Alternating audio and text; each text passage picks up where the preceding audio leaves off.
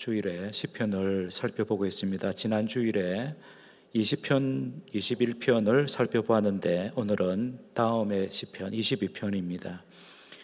그리스도를 본받아라는 제목으로 말씀드리겠습니다.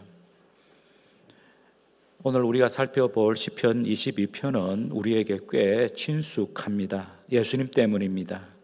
예수님께서 십자가 위에서 극심한 고통 가운데 계실 때에 이 시편을 묵상하셨습니다.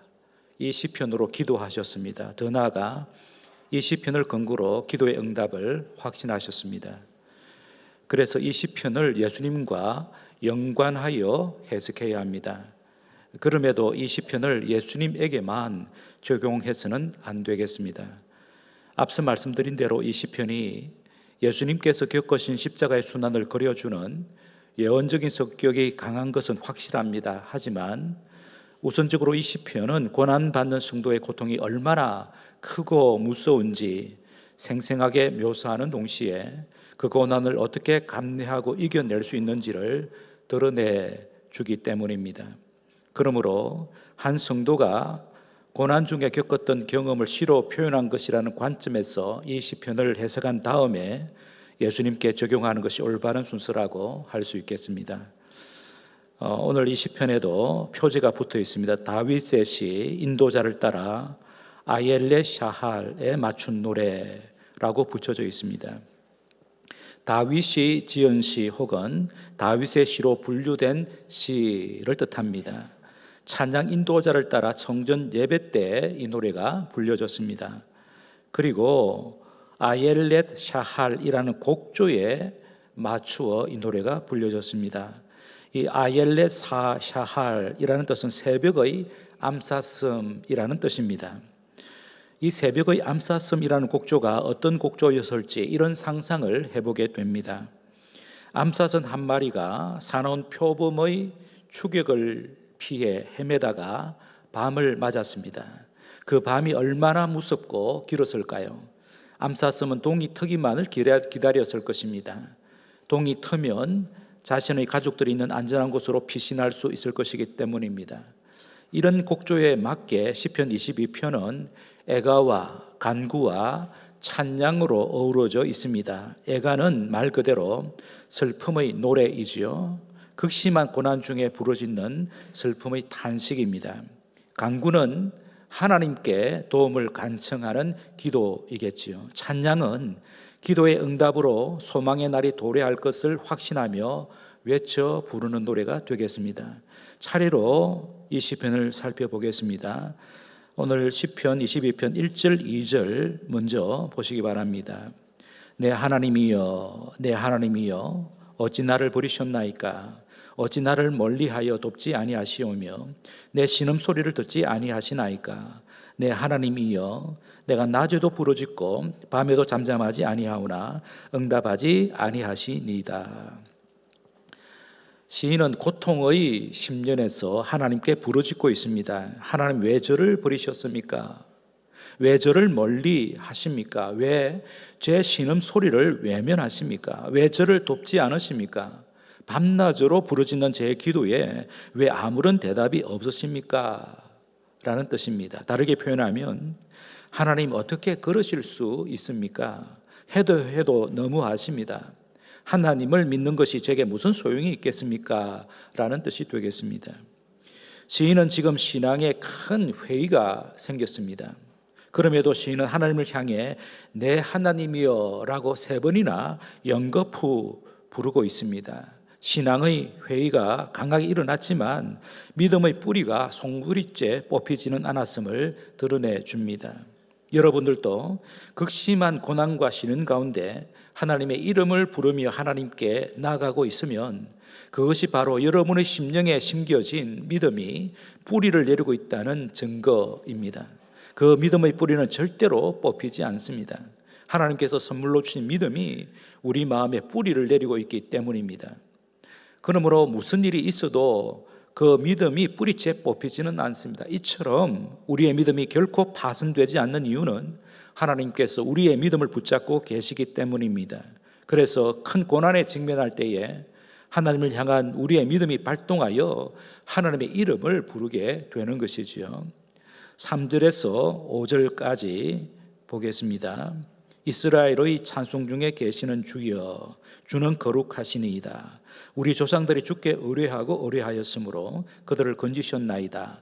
그들이 주께 부르짖어 구원을 얻고 주께 의뢰하여 수치를 당하지 아니하였나이다.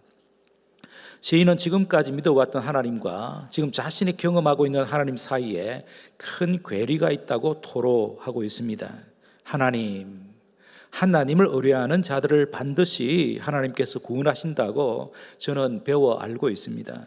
믿음의 선조들이 주님을 굳게 의뢰하여 부르짖을 때에 구원을 얻었지요. 그리고 구원을 경험한 선조들의 찬송을 우리 주님께서 기쁘게 받으셨다고 저는 배웠습니다. 그런데 왜 제게는 그러지 않으십니까? 저도 선조들처럼 주님을 굳게 의뢰하여 부르짖고 있는데 왜 제게는 침묵으로 일관하십니까? 라는 뜻이 되겠습니다.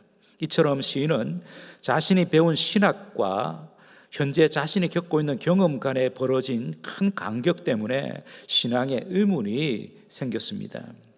6절에서 8절까지 보겠습니다. 나는 벌레요 사람이 아니라 사람의 비방거리요 백성의 조롱거리니이다. 나를 보는 자는 다 나를 비웃으며 입술을 비축거리고 머리를 흔들며 말하되 그가 여호와께 의탁하니 구원하실 걸, 그를 기뻐하시니 건지실 걸 하나이다. 하나님께서는 시인을 향해 침묵하고 계실 뿐 아니라 멀리 계시는 듯한데 주변의 사람들은 시인에게 가까이 다가가 비방과 조롱을 퍼붓고 있습니다. 그래서 시인은 한탄합니다. 하나님, 제 처지가 어떤지 다 보고 계시지요. 저는 사람들의 발에 짓밟히는 벌레처럼 정말 비참한 존재가 되었습니다. 하나님의 도움만을 바라며 부르짖는 제게 하나님 어디 하나님께서 도와주시는지 보자 라고 빈정대고 있습니다. 이래도 하나님께서 가만히 계시겠습니까? 라는 뜻입니다. 9절에서 11절까지 봅니다. 9절, 오직 주께서 나를 모태에서 나오게 하시고 내 어머니의 젖을 먹을 때에 의지하게 하셨나이다. 내가 날 때부터 주께 맡긴 바 되었고 모태에서 나올 때부터 주는 나의 하나님이 되셨나이다. 나를 멀리하지 마옵소서. 환난이 가까우나 도울 자 없나이다. 시인은 지난날 하나님과 친밀했던 날들을 회상하면서 그 행복했던 날들이 다시 재현되기를 갈망하고 있습니다. 하나님, 제게 생명 주셔서 이 땅에 태어나게 하신 분 하나님 아니십니까? 출생 이후로 지금까지 저는 하나님을 주님으로 모시고 살아왔습니다. 주님께서도 저를 따뜻하게 품어주셨습니다. 그런데 지금은 왜 저를 멀리 하십니까? 하나님마저 멀리 하시면 저는 절망밖에 없습니다 라는 뜻이 되겠습니다. 12절부터 18절까지는 원수들의 위협과 박해로 인해 고난이 극에 달했고 이제 죽음이 임박했음을 시인이 토로하고 있습니다. 12절은 많은 황소, 바산의 힘센 소들이 뿔을 들이대며 달려드는 것처럼 원수들이 나를 에워싸 일제히 공격하고 있습니다 라고 외치고 있습니다. 13절은 굶주린 사자가 날카로운 이빨로 먹잇감을 물어찢듯이 원수들이 나에게 사납게 덤벼들고 있습니다 라는 뜻입니다. 14절은 뜨거운 열기에 초가 녹아내리듯이 제 몸과 마음이 다 녹아내리고 있습니다 라는 뜻입니다. 15절, 저는 지금 열병에 걸린 사람처럼 기진하고 혀가 타들어가 죽음의 문턱에 있습니다. 아직 숨이 붙어 있기는 하지만 사망의 진토에 던져진 것이나 다름이 없습니다. 16절, 먹을 것을 찾아다니는 들깨처럼 원수들이 애워싸 제가 죽기만을 기다릴 뿐 아니라 폭행까지 가하고 있습니다. 17절, 주님 저를 보세요. 피골이 상접하여 모든 뼈가 다 드러났습니다. 18절, 죽은 자의 옷을 벗기어 나누듯이 원수들이 저를 죽은 자처럼 대하고 있습니다. 이렇게 한탄하고 있습니다. 19절에서 21절 상반절은 시인은 속히 자기를 구원해달라고 하나님께 탄원하고 있습니다. 19절 보십시오. 여호와여 멀리하지 마옵소서. 나의 힘이시여 속히 나를 도우소서. 저렇게 잔혹한 원수들에게서 저를 구원해 주실 분은 오직 하나님밖에 없습니다 하오니 저를 멀리하지 마시고 속히 건져 주십시오라는 뜻입니다. 20절부터 21절 상반절까지 이렇게 말씀하고 있습니다. 내 생명을 칼에서 건지시며 내 유일한 것 역시 생명이죠. 내 생명을 개의 세력에서 구하소서. 나를 사자의 입에서 구하소서. 여기 칼, 사자, 개는 모두 원수들을 상징합니다. 시인은 이런 원수들에게서 자신의 생명을 건져달라고 하나님께 간청하고 있습니다. 21절 하반절입니다. 주께서 내게 응답하시고 들소의 뿔에서 구원하셨나이다. 이 대목에서부터 시의 분위기가 완전히 바뀌고 있습니다. 다시 말하여 이 구절이 전환의 축구시를 합니다. 지금까지 애가가 이제 기쁨의 찬양으로 바뀝니다. 마치 단조에서 장조로 곡조가 바뀌는 것과 같습니다. 이렇게 분위기가 바뀐 이유는 시인이 하나님의 응답을 받았기 때문입니다. 여기 주께서 내게 응답하시고 라고 했는데 여기 응답하시고는 원문에서 완료형 동사입니다. 시인이 올린 기도에 하나님께서 이미 응답하셔서 구원을 약속하셨다라는 뜻입니다. 그래서 시인은 자신의 기도에 응답하신 하나님께 감사하며 그 응답의 실현을 믿음으로 소망하고 있습니다. 하나님, 제 기도에 응답하셔서 감사합니다. 저를 원수들에게서 건져주실 것을 확신합니다 라는 뜻이 되겠습니다. 이제 마지막 단락은 22절부터 31절까지인데 시인은 하나님께서 행하실 일들을 내다보면서 찬양하고 있습니다. 22절을 보시기 바랍니다. 내가 주의 이름을 형제에게 선포하고 회중 가운데서 주를 찬송하리이다. 하나님께서 제 간구를 들으시고 저를 구원하시겠다고 응답하신 것을 믿음의 형제들에게 알리며 주님의 이름을 찬송하겠습니다 라는 뜻입니다. 물론 시인이 지금 겪고 있는 고난이 다 사라진 것은 아닐 것입니다. 단지 하나님께서 고난을 해결해 주시겠다는 약속의 말씀을 들은 것만으로도 시인은 기쁨과 여유가 생겨났습니다. 그래서 시인은 하나님의 응답이 현실로 드러날 것을 믿음의 눈으로 바라보며 날마다 찬송하는 삶을 살겠다고 다짐합니다. 23절, 24절에서는 하나님을 경외하는 믿음의 형제들에게 자기와 함께 주님을 찬송하자고 권합니다. 이유는 하나님만이 찬송받기 합당한 분이시기 때문입니다. 형제들이여, 울부짖는 제 기도에 응답하신 하나님께서 여러분들의 기도에도 응답하실 것이 분명하기에 우리 주님을 찬양합시다 라는 뜻입니다. 25절은 하나님께 소원한 것을 잊지 아니하고 지키겠습니다 라고 다짐합니다. 26절은 겸손히 하나님을 찾는 자, 하나님을 찬송하는 자에게 하나님께서는 육체만 아니라 영혼까지 풍요를 누리게 하실 것을 믿습니다 라는 뜻이 되겠습니다. 마지막 27절부터 31절까지는 전 세계가 하나님께 돌아와서 하나님께 예배할 것을 내다보면서 시인은 노래하고 있습니다. 27절부터 31절 우리 함께 한 목소리로 읽겠습니다. 27절입니다. 31절까지 봉독합니다. 땅의 모든 끝이 여호와를 기억하고 돌아오며 모든 나라의 모든 족속이 주의 앞에 예배하리니 나라는 여호와의 것이요 여호와는 모든 나라의 주제심이로다. 세상의 모든 풍성한 자가 먹고 경배할 것이요 진토 속으로 내려가는 자 곧 자기 영혼을 살리지 못할 자도 다 그 앞에 절하리로다. 후손이 그를 섬길 것이요 대대의 주를 전할 것이며 와서 그의 공의를 태어날 백성에게 전함이요 주께서 이를 행하셨다 할 것이로다. 모든 민족들이 하나님께 돌아와 예배할 것입니다. 자자손손 대대로 하나님을 경배할 것입니다. 하나님만이 만왕의 왕이시며 만주의 주이시기 때문입니다 라는 뜻입니다.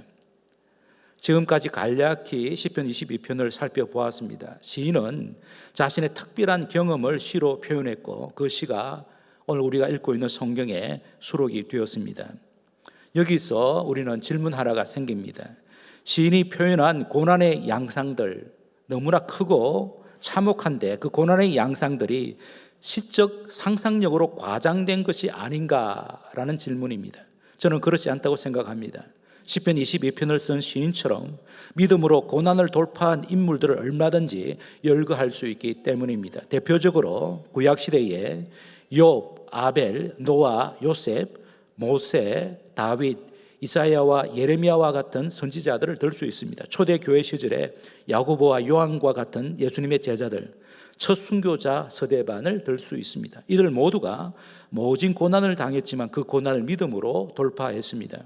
특히 사도 바울이 받은 고난들은 시인이 시편 22편에서 시로 표현한 고난들의 그 신뢰라고 할 수 있겠습니다. 고린도후서 11장 23절에서 27절까지 사도 바울이 자기가 어떤 고난을 겪었는지를 열거하고 있습니다. 그들은 거짓 교사들을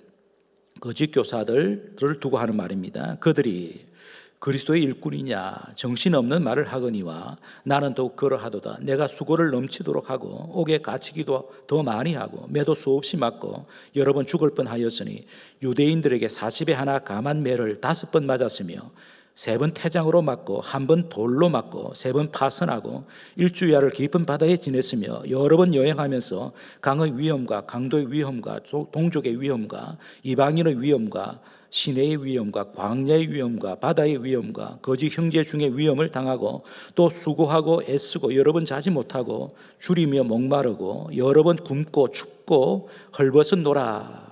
엄청난 고난 가운데서도 바울은 믿음으로 온갖 고난을 돌파했습니다. 바울만 그랬던 것이 아니죠. 믿음장 히브리서 11장에서 믿음의 사람들이 어떻게 고난을 돌파했는지 증언하고 있습니다. 히브리서 11장 33절에서 38절입니다. 그들은 믿음으로 나라들을 이기기도 하며 의를 행하기도 하며 약속을 받기도 하며 사자들의 입을 막기도 하며 불의 세력을 멸하기도 하며 칼날을 피하기도 하며 연약한 가운데서 강하게 되기도 하며 전쟁에 용감하게 되어 이방 사람들의 진을 물리치기도 하며 여자들은 자기의 죽은 자들을 부활로 받아들이기도 하며 또 어떤 이들은 더 좋은 부활을 얻고자 하여 심한 고문을 받되 구차히 풀려나기를 원하지 아니하였으며 또 어떤 이들은 조롱과 채찍질 뿐 아니라 결박과 옥에 갇히는 시련도 받았으며 돌로 치는 것과 톱으로 켜는 것과 시험과 칼로 죽임을 당하고 양과 염소의 가죽을 입고 유리하여 궁핍과 환난과 학대를 받았으니 이런 사람은 세상이 감당하지 못하느니라. 그들이 광야와 산과 동굴과 토굴에 유리하였느니라. 성경의 인물들만 아니라 교회사를 살펴보면 고난을 감수한 믿음의 선배들이 세계 곳곳에서 끊임없이 이어져 왔습니다.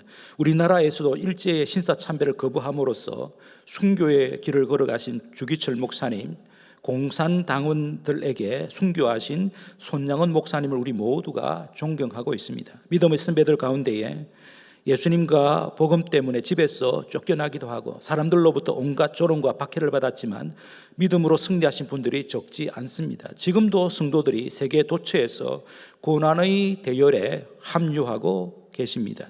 성도 여러분, 우리가 발을 딛고 있는 이 세상이 어떤 곳입니까?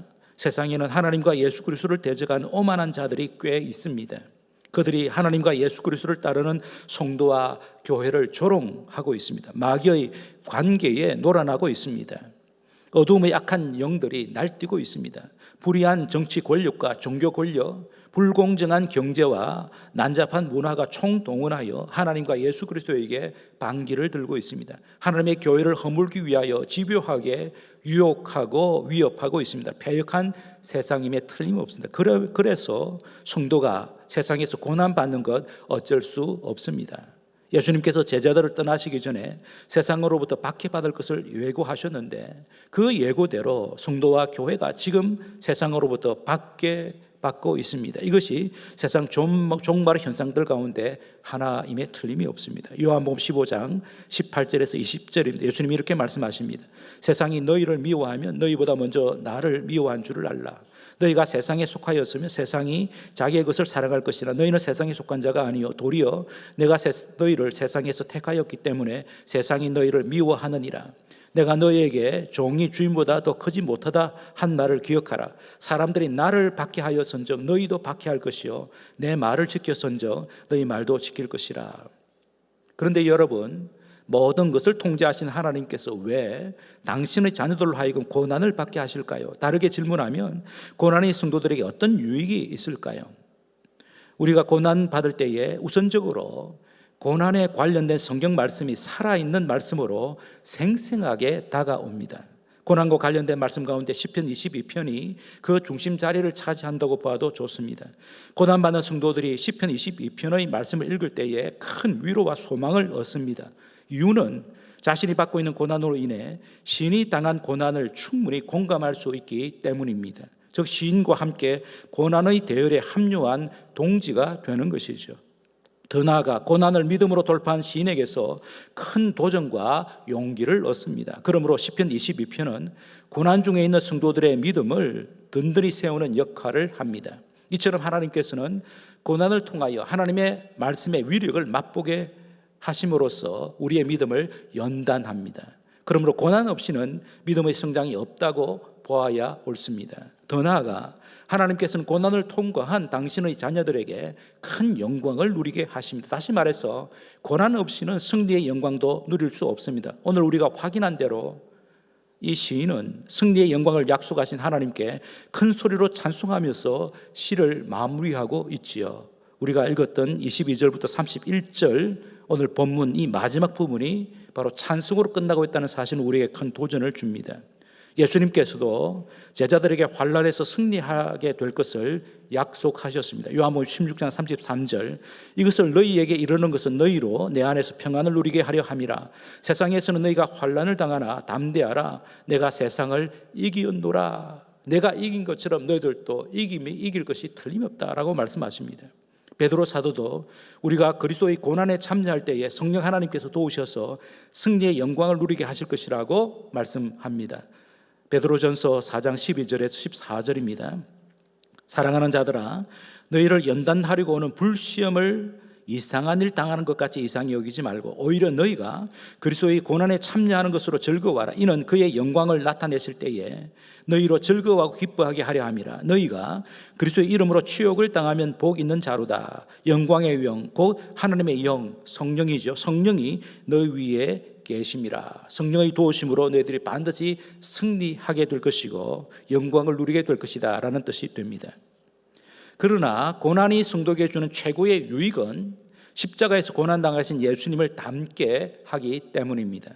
고난이 크고 깊을수록 예수님을 빼닮을 가능성이 큽니다. 역으로 말하면 고난 없이는 예수님을 닮을 수 없다는 뜻이 되겠습니다. 이처럼 예수님을 얼마나 닮았느냐 하는 것이 장차 누리게 될 영광을 결정하게 되죠. 이런 점에서 극심한 고난을 믿음으로 돌파한 후에 자신의 경험을 시로 쓴 시편 22편의 저자야말로 하나님 아버지의 뜻에 순종하여 십자가의 순환을 기꺼이 담당하신 예수님을 빼닮은 구약의 성도라고 할 수 있습니다. 그래서 복음서 기자들은 예수님께서 십자가에 달려 큰 고통 가운데 계실 때 시편 22편의 몇 구절들이 실제로 성취되었음을 증언하고 있습니다. 오늘 본문 22장 1절에 내 하나님이여 내 하나님이 어찌 나를 버리셨나이까. 예수님께서도 십자가에 달려서 이렇게 외쳤습니다. 마태복음 27장 46절입니다. 제 9시쯤에 오후 3시입니다. 예수님이 오전 9시에 십자가에 못 박히시는데 이제 6시간이 지났습니다. 이제 곧 운명하기 전입니다. 그 제9시쯤에 예수께서 크게 소리 질러 이르시되 엘리 엘리 라마 사박다니 하시니 이는 곧 나의 하나님 나의 하나님 어찌하여 나를 버리셨나이까 하는 뜻이라.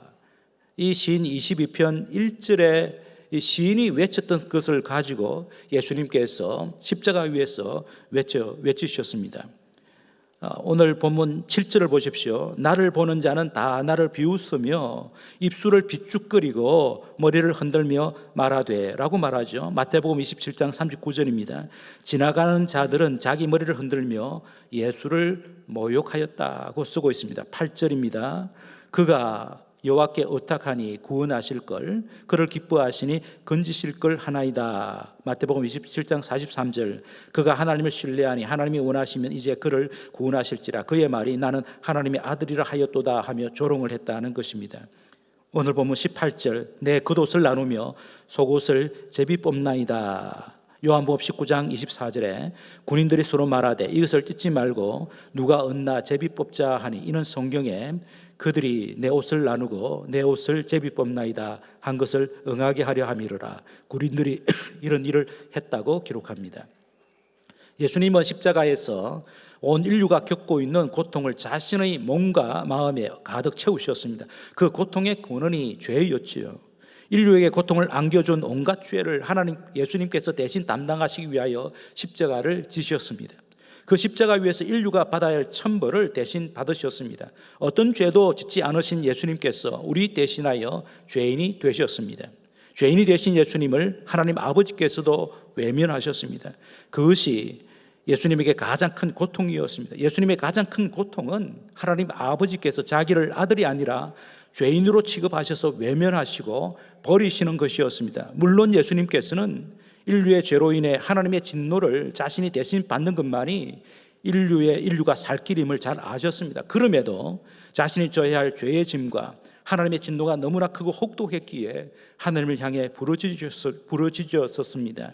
내 하나님이여, 내 하나님이여, 어찌 나를 버리셨나이까. 그럼에도 예수님께서는 그 엄청난 고난을 홀로 기꺼이 받으셨습니다.